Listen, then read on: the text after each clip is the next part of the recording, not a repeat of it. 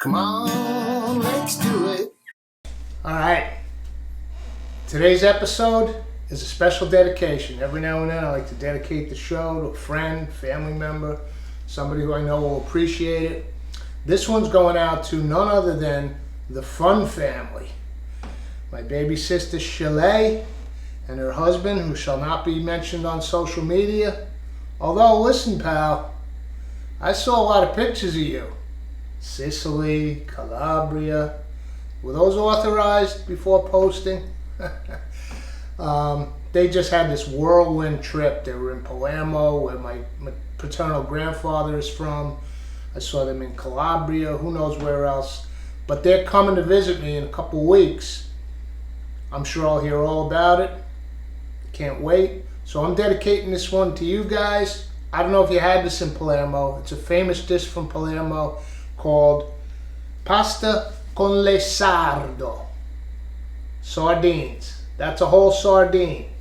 You're probably used to seeing them in cans, right? Well, we are going to make pasta con le sardo. Very famous Sicilian dish. I've actually never had it. I've done my usual. Looked at a dozen different variations of it. Doesn't vary that much. It's a pretty standard dish. So let's head over to the board and I'll show you what goes into pasta con le sardo. Macaroni with sardines. Come on, let's do it. Come on, let's do it. Okay, the first thing I want to do before we even look at the ingredients is get these fish filleted, and I have not filleted a fish since I was about 13 years old. I used to go fishing with my dad up in Highland Lakes. He had a summer home. I'm going to take out the entrails here. Cold running water. Excuse me reaching across the viewfinder, but there's no way for me to do this over the stove, over the sink, and make it work with the camera. So the first thing I'm doing is taking out the guts. All right? I'll do that on both fish because that's the messiest part. Now, in Sicily, this is done with, just caught fresh live sardines. You can also do it with canned, but it just won't be the same from what I understand in all my research. So this is the next best thing. Here in the States, we're not really... I might have seen them once years ago at a fish market, actually fresh in the case. These are frozen. They come in a bag. They're from Sardinia. All right. Scales. Okay, I'll do the big one, and then I'll do the other one off camera. So I'll go in from the gills here, cut the head off, cut the tail off, and then here's the backbone. So I want to kind of get under that.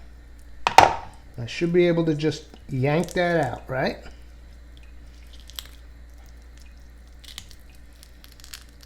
Comes right out. Little side bones.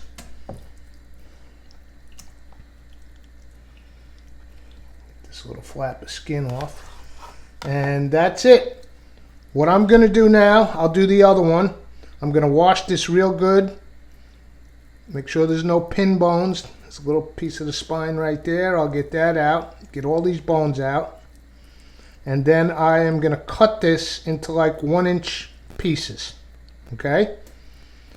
I'll put them in this bowl and then we'll take a look at them when everything's trimmed up and cleaned up. I'm going to wash the scales off, get nice pieces of sardine for the pasta dish.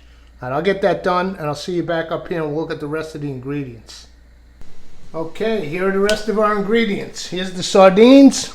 I scaled them, cleaned every little pin bone out very meticulously, cleaned up fillet of whole sardines. We have golden raisins, pignoli nuts, which I've already toasted, breadcrumbs, which I've already toasted, but they're going to go back in the toasting pan. I'll show you that in a minute. Onion. Now, I've been a big fan of my homegrown shallots, but this dish uses onion, and I had 2 onions left up in the basket that I've been ignoring because I've been using my shallots for everything. So I should probably use them while they're still okay. So onion, this is white wine, little Pinot Grigio, little anchovy to boost the fish flavor a little. Saffron. This is fennel, okay?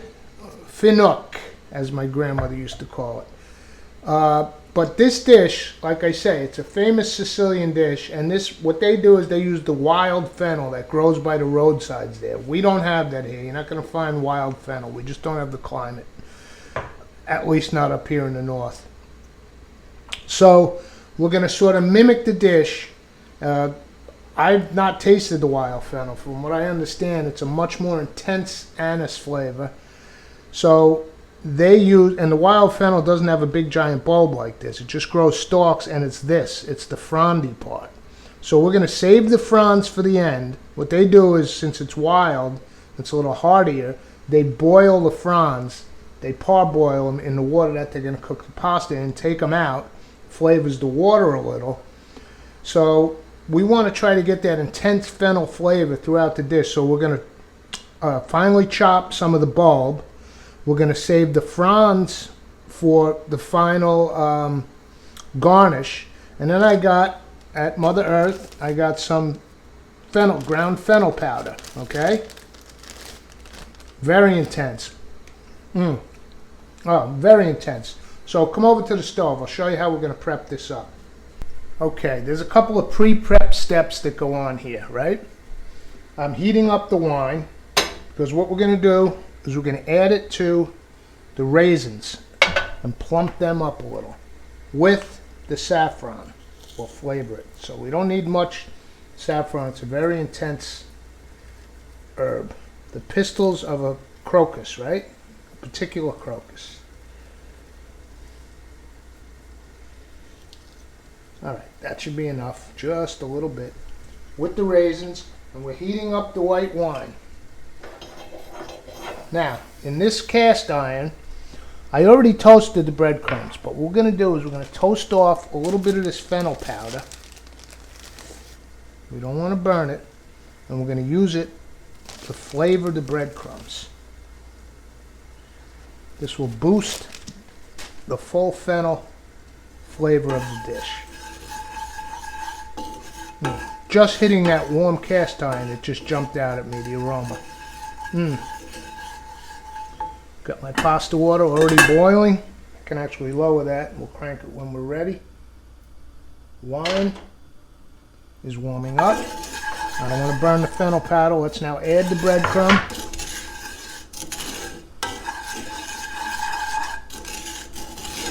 And that's it. Just a quick toast. I had already toasted the breadcrumbs. Let's get them back in the bowl and give them a QC check.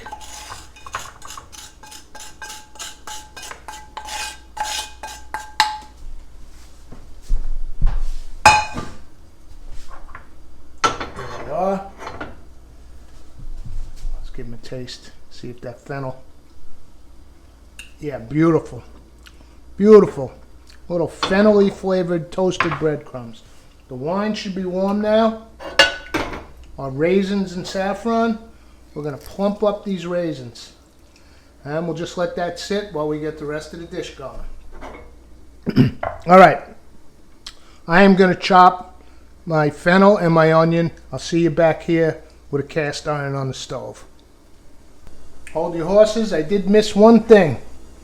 I'm reading a couple of different recipes and sort of combining them.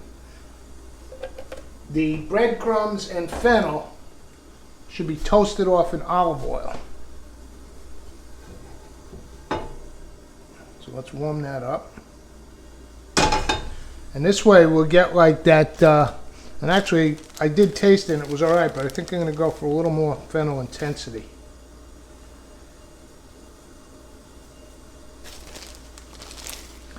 The wet breadcrumbs like I do on the baked clams. And this way, the ground fennel gets more of an infusion with the olive oil. I missed that step. No harm, no foul. We'll fix it up right now.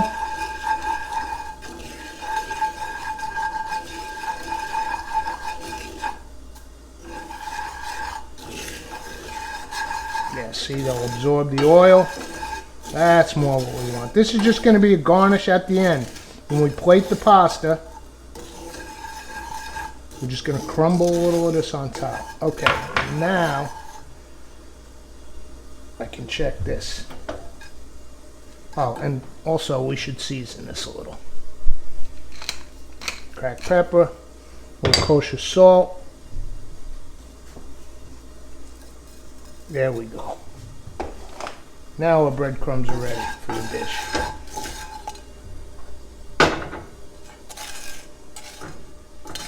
Ah, smells so different. The olive oil. Now the fennel's really punching out at me right now.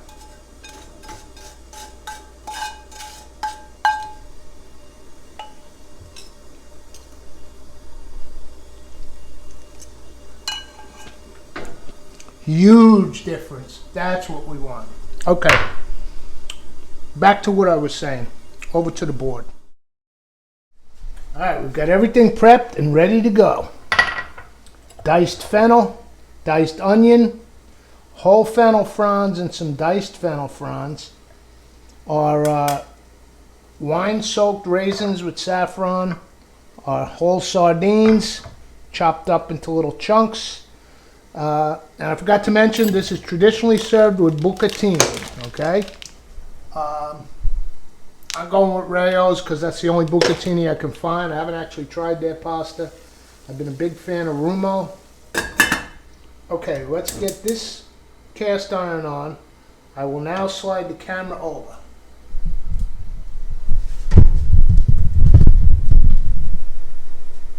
Pan's warming up. Extra virgin olive oil.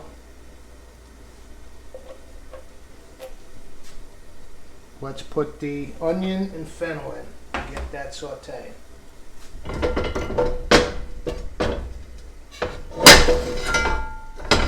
Here we go.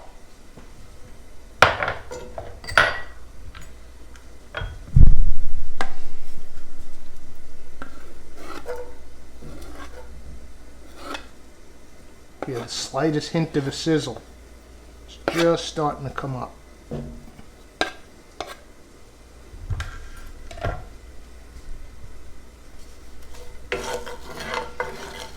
We'll cook this for about 5-6 minutes, let them soften up. Water's up in a boil. Bucatini does take a little while, so I'm going to drop it pretty soon, but first I want to get the liquids in here. Alright, those have been going for a little while. Now I'm going to put in a couple of anchovies, and as you know with anchovies, they just dissolve right in. You'll never see them. I'll put 2. There's 1. I love anchovy. That might have been a 3rd one. I'm not going to cry. Nope, 2. Perfect. The aroma is spectacular. And what I'm going to do now is I'm going to drop my bucatini because this pasta takes a while to cook. I love bucatini. Not everybody likes it. It's like a big fat spaghetti with a hole going down the entire length of the tube. Basically a fat, hollow spaghetti. Alright, bucatini in. The water, of course, was salted. In Sicily, if they were doing this with the wild fennel, as I mentioned, that would have been blanched in this water. We're doing the best version we can do where we are. Okay, in we go now with the liquid, the wine, with the raisins and saffron. Get all those little saffron pistils in. Those things cost a pretty penny, and they pack a beautiful flavor punch. So get every last bit. And we are going to deglaze because we got some anchovy on the bottom there. Trying to get all the bucatini underwater so it cooks evenly. There we go. It's all submerged now. Okay, pasta in, liquids in, smells, I don't know how to describe it. These are traditional Sicilian, fennel, pine nuts, raisins. Sicily was conquered by the Arabs many centuries ago. So a lot of these flavors are Middle Eastern.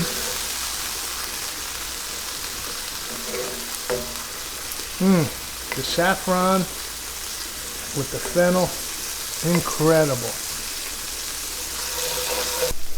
Like the pasta's in, so now what we're going to do is we're going to add the sardines and the pine nuts, pignoli. And as with any fish, we don't want to overcook this. We're going to take it off the heat. We're just going to get it cooked up.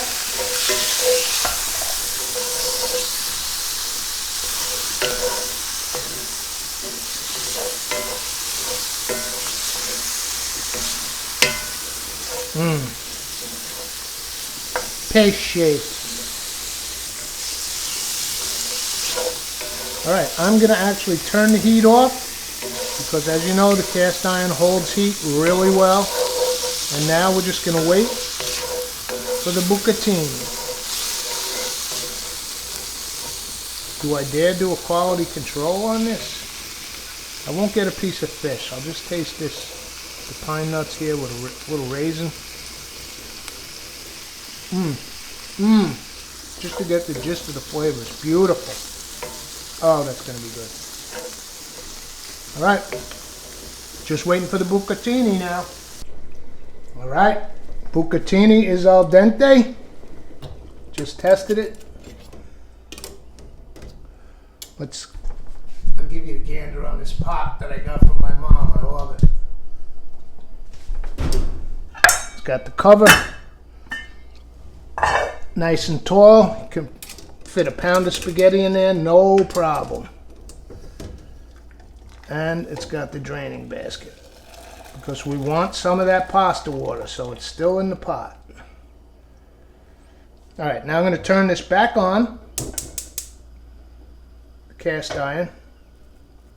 You get a towel though, because this thing is hot. And in we go. Finish it in the sauce, as usual.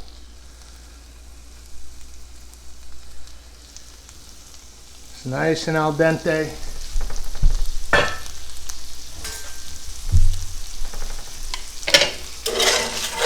Now we'll mix it around with our sardines. We'll add a little of the pasta water to bring everything together.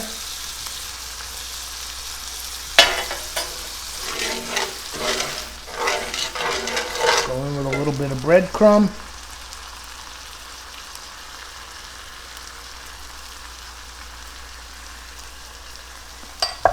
The chopped fennel fronds.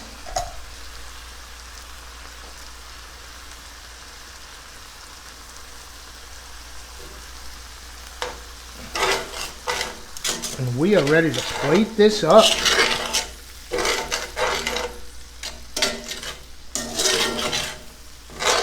Alright, let me reposition here. I'll get my bowl.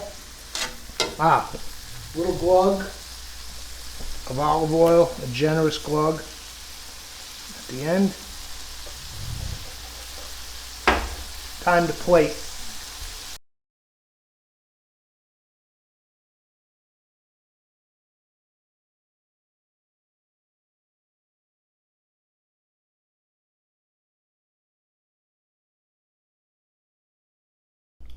Here's the thing. What a lot of people might think, and I kind of thought it too, sardines, is it going to be too intense, too fishy? Not at all. The combination of flavors, man. The onion, the fennel, raisins, white wine, saffron. Think about all these flavors melding around that fish.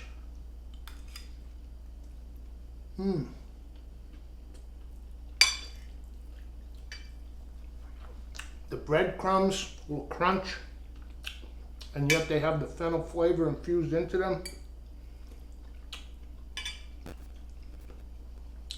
Kind of sorry I'm here by myself. Fun family, this episode was for you. I don't know if you had this in Palermo. If you did, I'm sure it blew this away. But I do have plenty more whole sardines in that freezer. We could do it, although the tomatoes might be ripe. We'll see. But I'm looking forward to seeing you guys. And the rest of you, I'll see you all for the next episode. Come on, let's do it. Pasta con le sarde.